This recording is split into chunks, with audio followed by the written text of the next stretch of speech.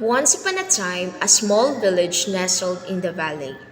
A peaceful village that has been constantly attacked by bandits for decades.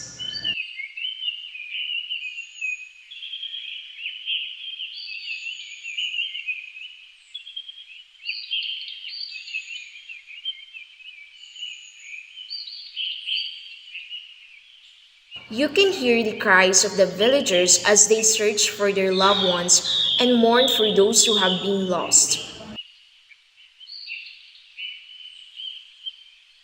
The villagers are in pain and have lost hope, but their leader is not taking any chances as they prepare themselves using Arnis. They then decided to take revenge this time.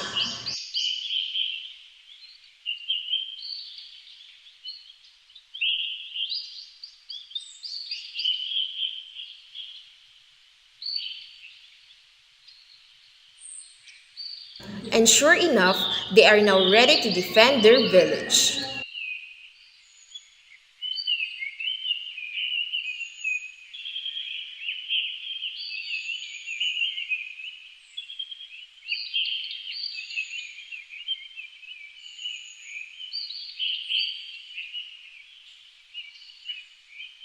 It was before the colonization of the Spaniards when Arnis was created.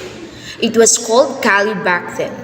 Arnis is a Filipino martial art that can be performed individually or with a partner using a single stick or a pair of sticks for striking, blocking, and can also be used for self-defense.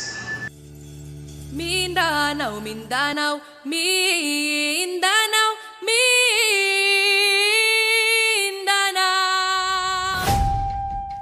Babanam kevalam, Babanam kevalam, Babanam kevalam, Babanam kevalam, Babanam kevalam, Babanam kevalam, Babanam kevalam, Babanam kevalam.